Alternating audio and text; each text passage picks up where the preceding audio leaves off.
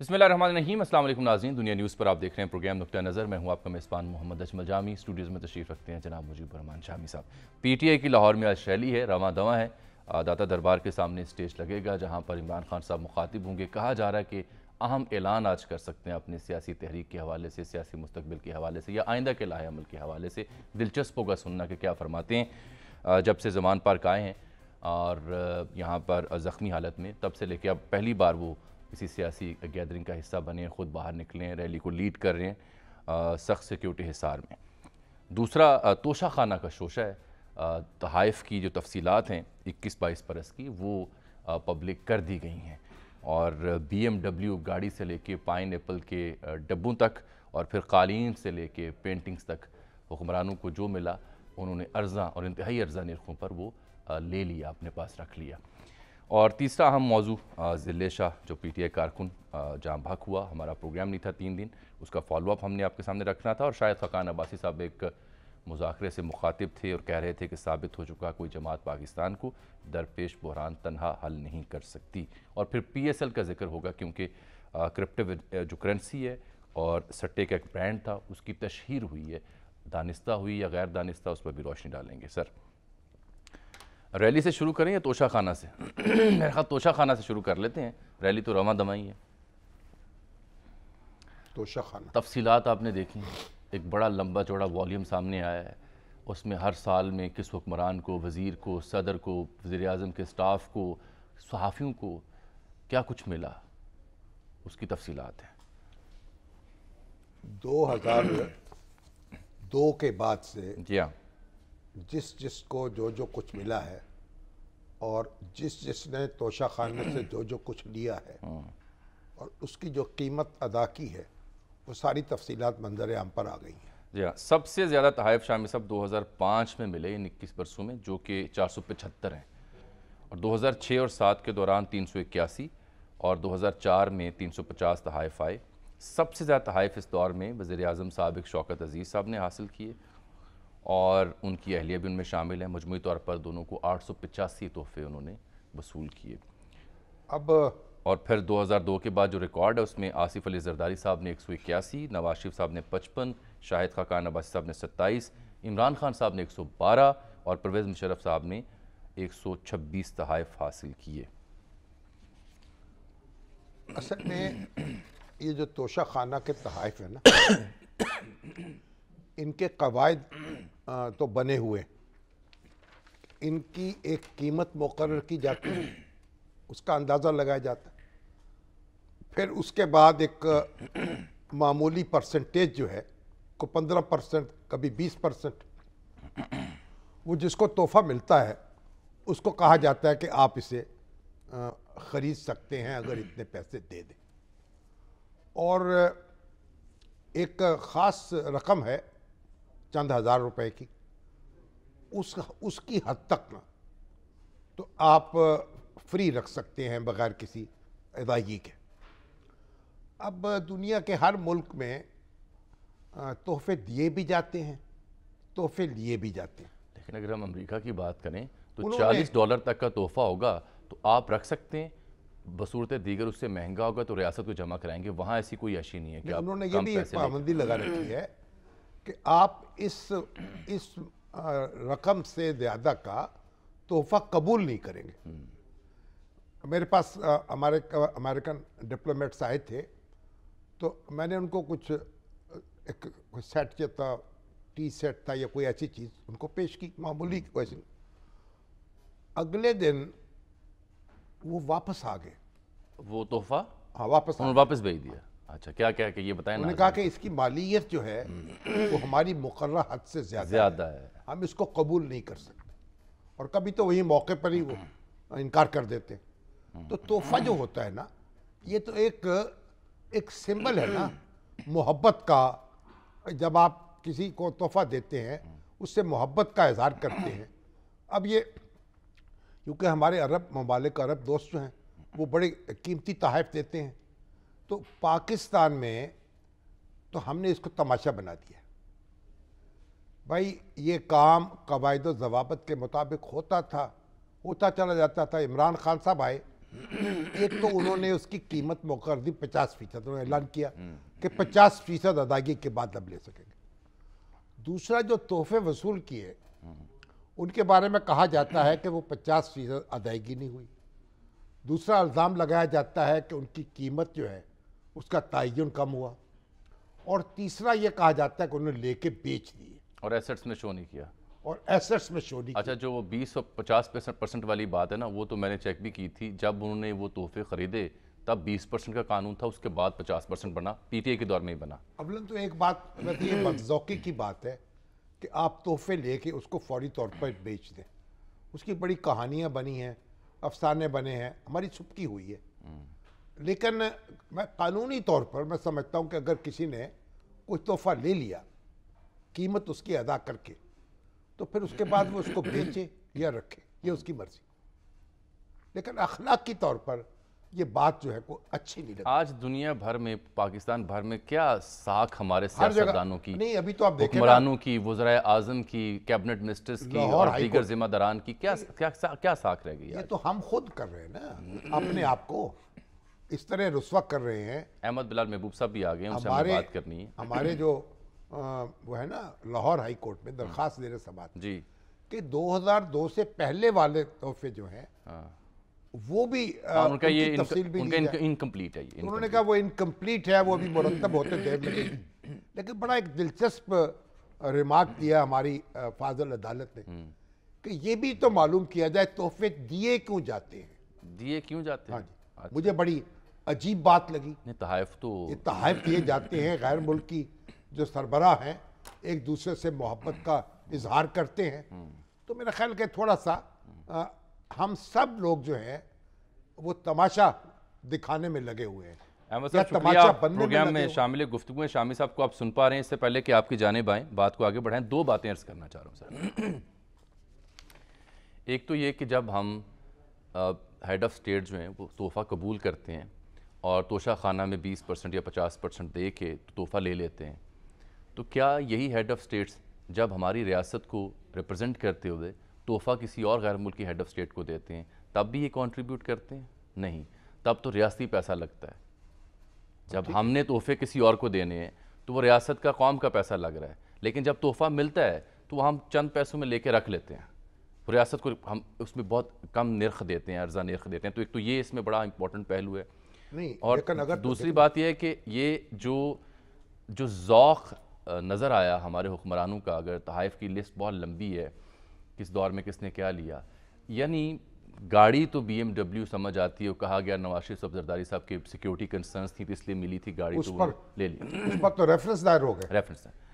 लेकिन इंतहाई मामूली छोटी छोटी चीज़ें, चाहे वो पाइनएप्पल का डब्बा हो, चाहे वो कफ लिंक्स हों, चाहे वो एक कालीन हो, पेंटिंग्स हों, टी सेट हो, यानी सवाल ये बनता है कि ये हुक्मरान जो हैं माशाल्लाह तमाम ख़ानदान जो पाकिस्तान में बरसर इक़्तिदार रहे इन 20-22 बरसों में, ये सारे वेल ऑफ हैं, जागीरदार हैं, खाते पीते हैं, इंडस्ट्रियलिस्ट हैं, यानी गरीब तो नहीं है, मस्कीन तो नहीं है, फाकाकाश तो नहीं के है। डब्बे वहाँ पड़े रहेंगे पड़े रहेंगे तो पड़े रहें, क्यों पड़े रहे? अगर कुछ पैसे मिल जाए तो क्या हर्ज है? मेरा मसला ये देखिए, है, पहली एक क्या ये बात गरीब और नादिर लोग हैं? नहीं, पहली बात ये अल्लाह ताला ने इनको सब कुछ दिया हुआ है, हर को रहम करें अवाम पे। देखिए, अगर आपने कायदा बनाया हुआ है तो उस कायदे के मुताबिक अगर काम होगा तो फिर तो आप गिरफ्त नहीं कर सकते। ये तो होगी कानूनी बात। अब उनका क्या कीजिएगा, जैसे मुराद सईद हो गए या रऊफ़ क्लासा साहब हो जाएं, या ऐसे कई लोग हैं जिनको तोहफ़ा मिला, उन्होंने कहा नहीं हम नहीं ले सकते, आप रखे, वापस जमा करवा दिया। उनकी मर्जी। रऊफ़ क्लासा साहब को कैसे तोहफे मिले? उनको सहाफ़ियों को मिले हुए हैं। काफियों के हाँ जी, मुझे कई सहाफ़ियों को मिले हैं जिन्होंने कबूल किए हैं। अब मैं उनके क्या नाम लूँ? वो शाह खालिद ने एक घड़ी दी थी तोहफे में, अच्छा, कब? जब हम जनरल ज़ियाउल हक के साथ जब वो गए थे। आपका दौर तो और था ना, सुनहरी दौर था। वो घड़ी दे आप दी। लोग गिरफ्त में नहीं आ सकते। नहीं, वो घड़ी हमने रख ली। अल्लाह खैर।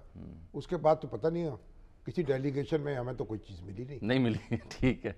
अच्छा, मैं बिलाल महबूब साहब, ये मैं अर्ज़ कर रहा था कि इस बारे में कानून में क्या हुक्म है, कैसे बेहतर हो सकता है दुनिया भर से अगर मवाजना किया जाए। और दूसरा सवाल नुक्ता ये उठा रहा था मैं कि जी जब हम तोहफ़ा कबूल करते हैं और रख लेते हैं, जब देते हैं वो तो रियासत का पैसा, आवाम का पैसा है, तब क्या हमारे हुक्मरान कंट्रीब्यूट करते हैं? तो शहबाज शरीफ साहब ने वैसे नहीं रखे तोहफे अपने तौर पर। जी, درست فرما رہے ہیں آپ. ظاہر ہے کہ پاکستانی اسٹیٹ کی طرف سے جب کوئی گفٹ کسی کو پیش ہوتا ہے تو اس میں تو اس وقت کے حکمران یا سابق حکمران جنہوں نے فائدہ اٹھایا ہوتا ہے ان کی تو کوئی کانٹریبیوشن نہیں ہوتی. اس لیے یہ بالکل اللاجیکل سی بات ہے کہ یہ جو تحفے ملتے ہیں آپ کو یہ تو بنیادی طور پہ اسٹیٹ کو ملتے ہیں نا, تو ان کو کچھ پیسے دے کے ان کے حوالے کر دینا یہ اصولی طور پہ بالکل غلط بات ہے. اس کا صحیح حل تو یہی ہے کہ آپ ایک میکسیمم اماؤنٹ فکس کر دیں, جیسے امریکہ نے کر رکھی ہے $350, یا ہم بھی کوئی اسی طرح کی کر دیں $100 $200, کہ ہم اس سے زیادہ تحفہ لے ہی نہیں سکتے کہ ہمارا ملک کا قانون ہمیں الاؤ نہیں کرتا. بس وہ بات وہی ختم ہو جائے گی, پھر اس سے کم کا تحفہ ملے گا, اس کے اوپر کوئی بڑا اعتراض نہیں ہوگا. لیکن جب کوئی حد نہیں لگائیں گے اور پھر اس کے لیے پھر کرپشن کے دروازے کھل جائیں گے کہ اس کے لیے پھر 20 دے کے آپ یہ چیزیں لے لیں گے, اور اس کے لیے پھر بعض اوقات یہ تو ابھی ہمارے سامنے نہیں آئی, پھر وہ آفیسرز کے لیول پہ بہت ریس بھی لگ جاتی ہے, بلکہ آفیسرز کیا لیڈروں کے لیول پہ بھی, ان کی فیملیز کے لیول پہ بھی ایک بڑی افسوسناک سی پھر صورتحال پیدا ہو جاتی ہے. تو میرے خیال میں اس کا حل یہی ہے کہ ایک میکسیمم لمٹ مقرر کر دیں $200, بس اس سے زیادہ کری ہمارا ملک کا قانون اجازت نہیں دیتا. نہ تحفہ اس سے زیادہ دیں گے نہ اس سے زیادہ لیں گے. بالکل بالکل. دیکھیں نا, دیکھیے جب اتنا قیمتی تحفہ لیں گے تو آپ کو دینا بھی ہوگا نا, وہ تو بہت غیر معقول لگتا ہے. تو جب آپ $200 کی لمٹ لگا دیں گے کہ ہم اس سے زیادہ لے نہیں سکتے, تو پھر زیادہ آپ کو اس کا دیتے ہوئے بھی شرم نہیں آئے گی کہ میں $200 کا تحفہ دے رہا ہوں کسی کو. ٹھیک ہے, اس لیکن میں یہ نفاست ہو سکتی ہے. یہ تو آپ بھی اور شامل صاحب بھی قانون آئین کی اور بنیادی تقاضوں کی بات کر رہے ہیں. یہ جو ڈیٹیل سامنے آ رہی ہیں یہ بہت مضحکہ خیز بھی ہیں کئی پہلوؤں سے. مثال کے طور پر میں عرض کر رہا تھا کہ پائن ایپل کا ڈبہ ہو یا BMW ہو, اور تو اور بیڈ شیٹس بھی ہوں. نہیں, BMW کو کیسے مقابلہ کر دیے پائن ایپل کے ساتھ آپ؟ میں کہہ رہا ہوں کہ ایکسٹینٹ ہائٹ کیا ہے. سب سے مہنگی شاید تو BMW ہو سکتی ہے, سب سے سستی شاید جو ہے وہ پائن ایپل کا ڈبہ ہو سکتا ہے. اسی طرح سے بیڈ شیٹس تک نہیں ہے ہمارے حکمرانوں کے پاس جو وہ قبول کر لیتے ہیں اور لے لیتے ہیں. نہیں, یہ تو دینے والے کا ہے نا. جب کوئی تحفہ دے گا آپ کو تو کیسے آپ انکار کریں گے کہ میں نہیں لوں گا؟ میں اور آپ چلتے ہیں عوام کے پاس, ان سے پوچھتے ہیں کہ ہم ان سے پوچھتے ہیں کہ وہ حکمران یا وہ وزیر کیسے آپ کو لگے جو کہ بیڈ شیٹ تک لے لیتے ہیں. عقل کی بات کرنی چاہیے نا ہمیں بھی.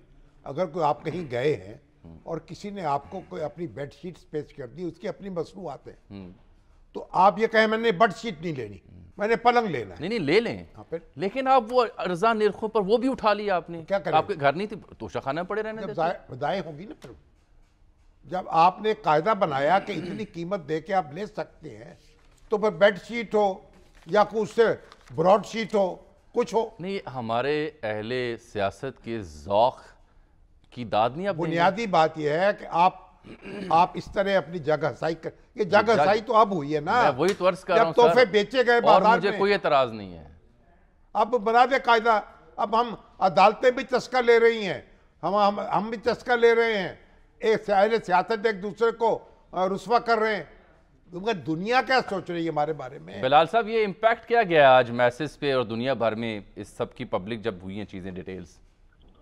دیکھیے ایک میسج تو یہ بھی گیا ہے, میرے خیال میں ہمیں بہت زیادہ اس کے بارے میں شرمندگی محسوس اس لیے نہیں کرنی چاہیے کہ یہ ہمارے قانون اور رولز کے مطابق ہوا ہے, اور ہمیں میرے خیال اس بات پہ خوشی محسوس کرنی چاہیے کہ ہمارے یہاں ٹرانسپیرنسی ہوئی ہے. پورے تحفوں کا ریکارڈ حکومت نے ویب سائٹ پہ لگا دیا ہے. تو میرے خیال دنیا کے سامنے ایک تو یہ میسج جائے گا, یہ پورا ٹرانسپیرنسی حکومت نے شو کی ہے. دوسری بات یہ ہے کہ سب کچھ رولز کے مطابق ہوا ہے. اب اگر رول بدل دیں گے تو پھر چیزیں بدل جائیں گی, لیکن اب تک جو ہوا ہے وہ رول کی خلاف ورزی تو نہیں ہوئی, کم از کم میں تو اس کو اس طرح سے دیکھتا ہوں. لیکن یہ میں جاننا چاہتا ہوں کہ کوئی ایسا استغنا والا ہمارا ہیڈ آف دی اسٹیٹ گزرا ہے جس نے ایک پیسے کا تحفہ بھی اپنے گھر میں لے کے گیا ہو.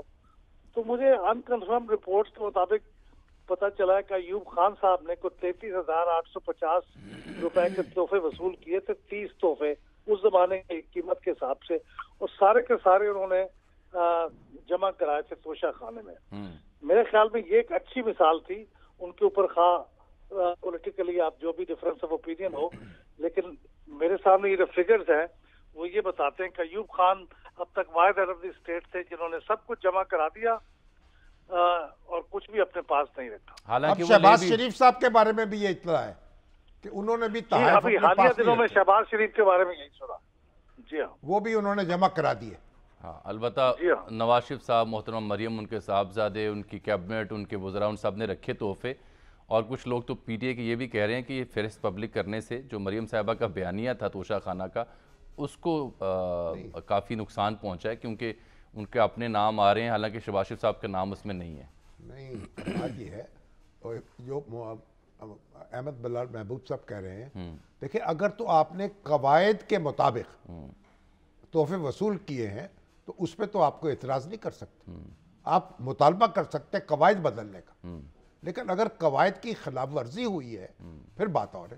دونوں میں فرق ہے. دونوں میں فرق ہے. ٹھیک, بہت شکریہ احمد بلال محبوب صاحب آپ کے قیمتی وقت کا. اور اب سر یہ بحث تو جاری رہے گی. آج فواد چودھری اور مریم نواز کے بیچ بھی ٹویٹس کا تبادلہ ہوا ہے. FI نے بھی نوٹس لیا ان کے ایک ٹویٹ پر, اور کس کس نے کیا تحفے لیے, کتنے پیسے دیے, یہ مسلسل زیر بحث ہے بھی اور رہے گا بھی. تقاریر کا موضوع بھی ہوگا, سیاسی ریلیوں کا بھی موضوع ہوگا. سیاسی ریلی سے یاد آ گیا PTI کی ریلی ہے آج. بلاخر خان صاحب کو آپ نے دیکھا نکلے ہیں باہر, کیسا لگا آج آپ کو لاہور؟ لاہور ویسے ہی لگا جیسے لگتا ہے لاہور. یہ تو جو PTI کی ریلی ہے یہ تو بڑا گنجان آباد جی, اور خاص روٹ اس کا طے کیا گیا.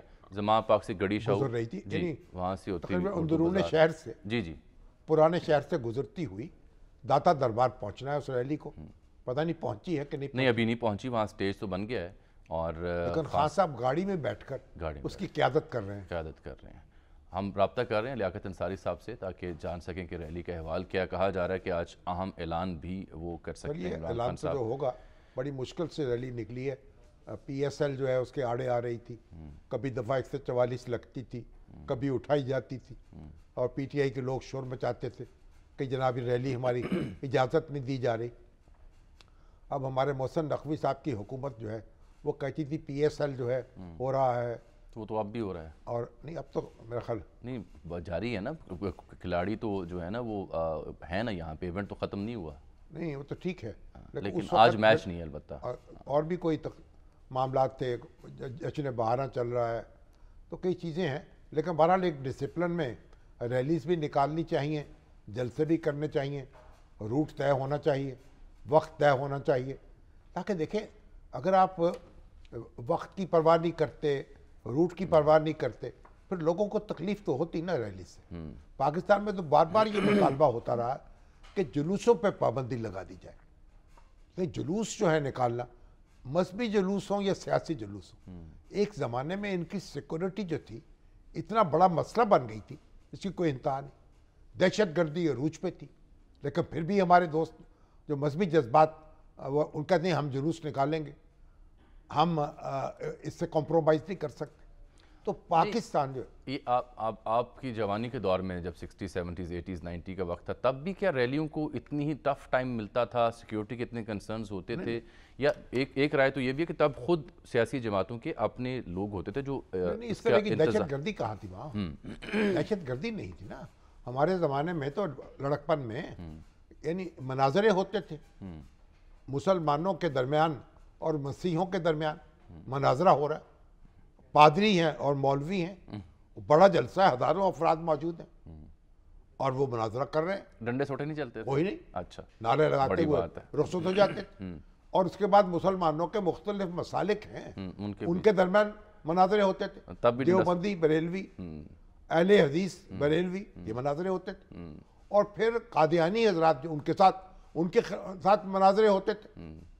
تو مناظرے جو ہیں, اور کوئی ہنگامہ نہیں, کوئی جھگڑا نہیں, کوئی فساد نہیں, وہ بھی ایک تفریح ہے اور تفنن طبع تھا نا. آپ دیکھیے لوگ جو ریلیکس ہوتے تھے اور نعرے مارتے آتے تھے اور نعرے مارتے رخصت ہو جاتے. نہیں, پھر یہ بھی تھا نا کہ سیاسی جماعت یا کوئی مذہبی جماعت اگر ریلی یا جلسہ کرتی تھی تو ان کی اپنی ٹیم ہوتی تھی, اپنے ورکرز ہوتے تھے جو راستے رضاکار ہوتے تھے. جی رضاکار. اور نہیں اس وقت دیکھیے پہلی بات تو یہ نہ کوئی خطوط دھماکہ تھا, نہ کوئی دہشت گردی تھی, نہ اس کا کوئی تصور تھا, نہ کوئی لوگ ایک دوسرے کے خون کے پیاسے تھے. آپ دیکھیں سر ظفر اللہ خان نے قائد اعظم کی نماز جنازہ نہیں پڑھی. मौलाना शबीर अहमद उस्मानी ने नमाज जनाजा पढ़ाई और वो अलग से उठ के बाहर एक पत्थर पे बैठ गए और उसके बाद उनसे पूछा गया कि आपने ये जनाजा क्यों नहीं पढ़ा। उनसे मंसूब जो फिक्रे हैं, आप मुझे मुसलमान हुकूमत का काफिर वजीर या काफिर हुकूमत का मुसलमान वजीर समझ लें। नहीं, ये तो उसके बाद दाद देना कि तब नहीं सर ज़फ़रुल हक किसी आज का दौर होता तो उनके चीथड़े उड़ा देते। उनके ऊपर फतवे आ जाने थे। उसके बाद ज़फ़रुल्लाह खान, नहीं फतवे तो बात नहीं आते ना, पहले तो तिक्का बोटी होती दुरुस्त कह रहे हैं। और ज़फ़रुल्लाह खान उसके बाद भी वजीर खारजा रहे हैं, कैबिनेट का हिस्सा रहे, बिल्कुल काबीना का हिस्सा रहे। किसी ने कहा नहीं कि इनके निकाल दो। ख्वाजा नाज़मुद्दीन की काबीना में, तो लियाकत अली खान की काबीना में। अच्छा, अब आप देखिए जो एक टॉलरेंस लेवल था, मैं तो बड़ा इससे मुतासिर हूँ और सुनने वाले भी यानी यकीनन इससे। टॉलरेंस लेवल क्या था एक्सेप्टेंस कितनी थी, उस वक्त, कितना बर्दाश्त कितनी थी। मजहबी तौर पर हम भी उनको आज वही समझते थे जो आज समझते हैं, ठीक है ना हमारी। लेकिन ये कि एक दूसरे को बर्दाश्त करना है, उससे मकालमा करना है, मनाजरा करना है, बहस करनी है, ये दलील से बात करनी है, ये रवाज, ये आम चलन था माशरे का। और पादरी आते थे भाई दूर दूर से मनाजरा करने, यानी ना हसास दुनिया भर से, हसास तरीन मौज़ूआत पर आप कह रहे हैं मनाजरे होते थे दुनिया भर से, और लोग नारे लगा के वापस चले जाते, कोई डंडा छोटा नहीं चलता था। ये तो अब सिर्फ ख्वाब ही है। एक ब्रेक नाज़रीन।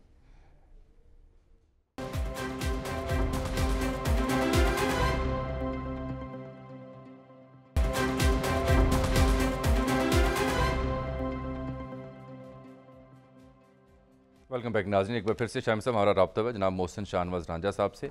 तोशा खाना की डिटेल्स पब्लिक हुई हैं। आपने ब्रेक से पहले उनसे ये पूछा था कि फ़र्क क्या है, पाकिस्तान तहरीक इंसाफ इसमें से क्या निकाल रही है और नून लीग इससे क्या निकाल रही है। दोनों के अदवार में तहाइफ लिए गए, तो फ़र्क क्या है शाहनवाज रांझा साहब?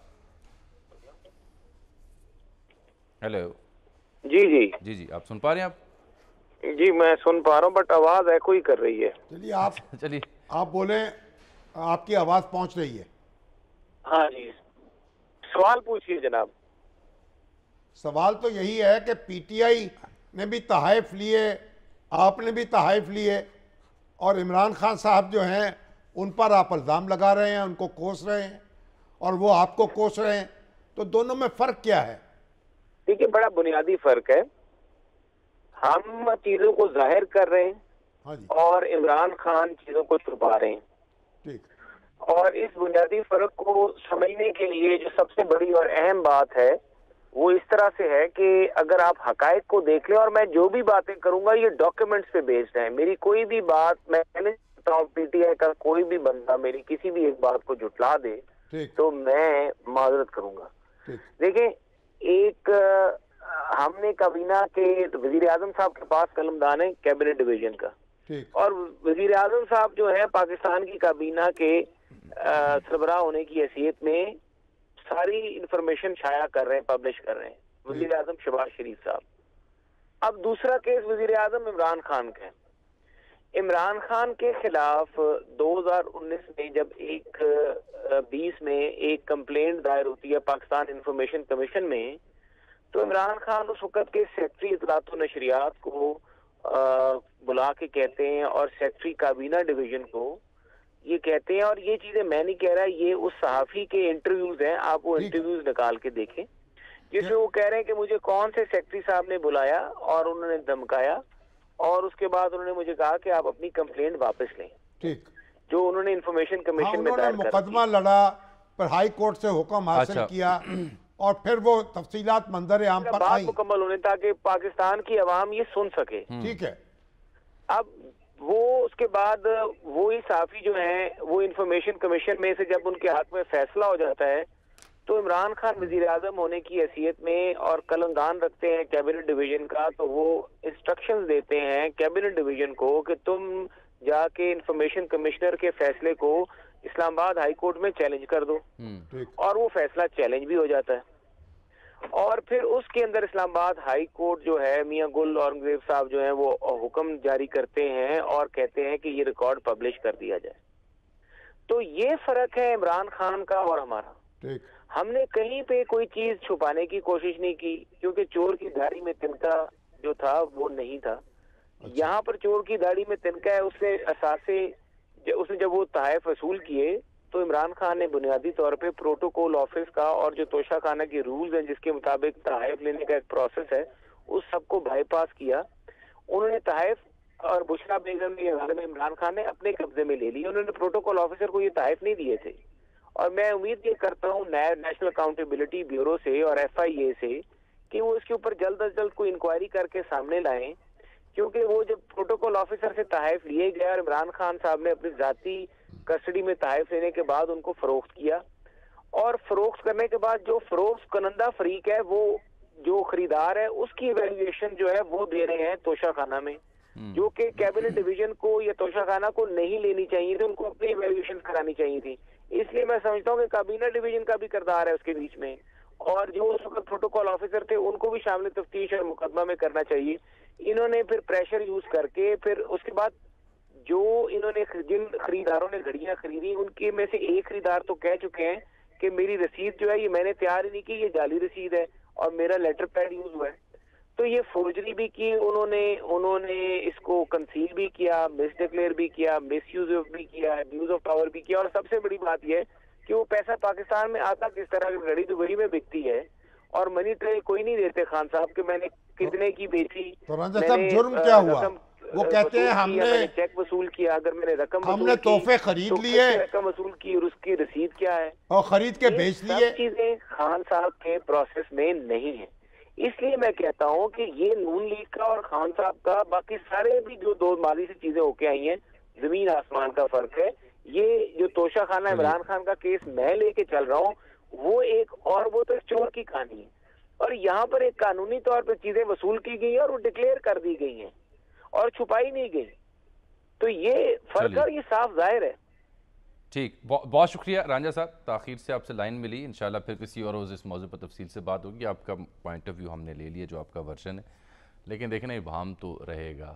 نون لیگ کے چاہنے والے چاہتے ہیں, کہتے ہیں جی یہ گندے ہو, وہ کہتے ہیں نہیں یہ بھی گندے ہو, انہوں نے بھی تحفے لیے, ان کو تو بچوں نے بھی تحفے لیے, فلاں بھی لیا. یہ بحث ہوتی رہے گی. بہرحال ایک بریک کی جانب بڑھنا ہے, لیکن چودھری سرور صاحب کافی کے ہو گئے ہیں. چودھری محمد سرور صاحب خبر آئی پہلے شاید پیپلز پارٹی میں جا رہے ہیں, پنجاب, پھر خبر آئی شاید نون میں جا رہے ہیں, پھر گلاسگو چلے گئے, وہ واپس آئے تو چودھری صاحب چند روز پہلے اعجاز گوہر صاحب نے محسن نقوی صاحب کے اعزاز میں عشائیہ دیا ہوا تھا اپنے گھر پہ. تو وہاں وہ ہم بیٹھے تھے, چودھری شجاعت حسین صاحب بھی آ گئے, انہوں نے یاد فرمایا میری میز پہ آ جائیں. سہیل براج صاحب بھی تھے, ہم بھی تھے, چودھری سرور صاحب بھی بیٹھے. ہم نے تو انہوں نے کہا جی چودھری سرور صاحب کہاں جا رہے ہیں؟ سہیل براج صاحب نے کہا ان کا مقام تو مسلم لیگ کافی ہے. اچھا. ہاں جی. اس کے بعد یہ بات ذرا تھوڑی چل پڑی.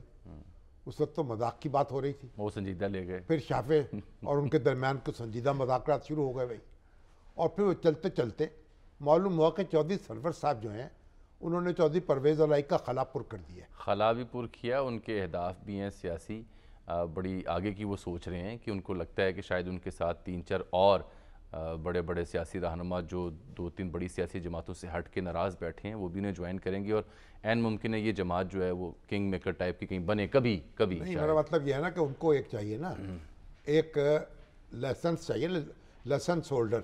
اب چودھری شجاعت حسین صاحب کے پاس ایک کاف لیگ ہے, پوری مسلم لیگ, اس کا رجسٹریشن بھی ہے, اس کا دفتر بھی ہے ایک بریک لے ڈیوس روڈ پہ, جی وہاں پریس عظیم الشان. ایک بریک ناظرین یہاں پر.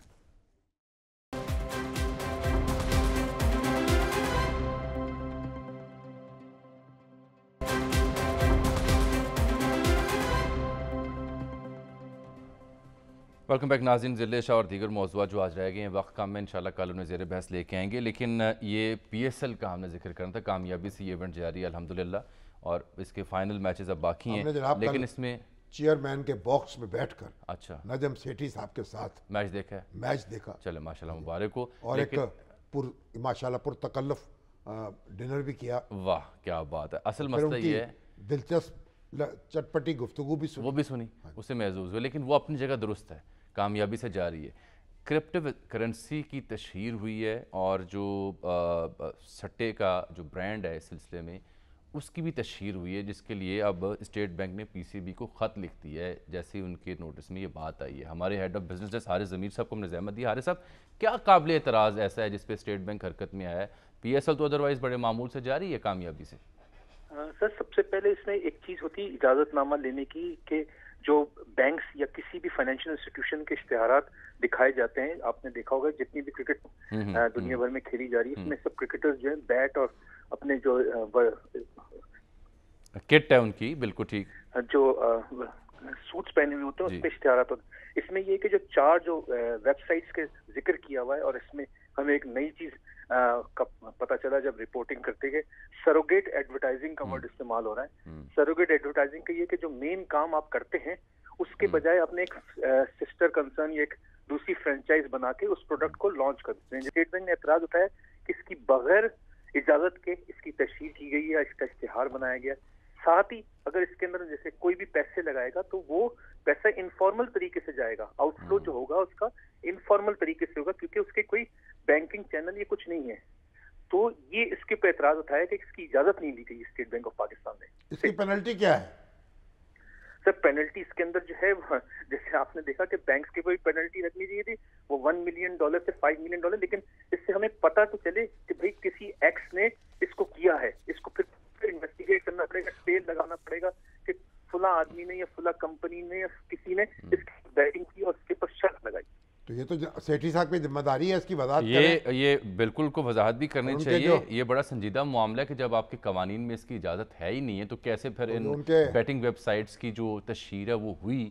उनके जो मार्केटिंग के लोग हैं, जो जिम्मेदारान हैं, उनसे ये गफलत दानिस्ता हुई या गैर दानिस्ता हुई? अमजद भट्टी साहब उनके डायरेक्टर पब्लिक रिलेशन, ये कैसे हो सकता है कि पहले डीजीपीआर थे? सर वो तो ठीक है, बहुत शुक्रिया हारिस साहब। ये कैसे हो सकता है कि पीसीबी को या जिम्मेदारान को ये इल्म ना हो कि फलां शय का इश्तिहार देना जायज़ है और फलां का नहीं है? तो ये कहीं ना कोई तो गड़बड़ हुई है, स्क्रूटनी हुई नहीं, किसी को पता ही नहीं लगा। होनी चाहिए। बहरहाल कल बाकी आइंदा एहतियात करनी चाहिए, आइंदा एहतियात भी अब इस पर रोल आउट डलेगा। बहरहाल फिलहाल की नाज़रीन इतना ही, मुलाकात आपसे होगी कल, तब तक लिए इजाज़त, अल्लाह हाफ़िज़।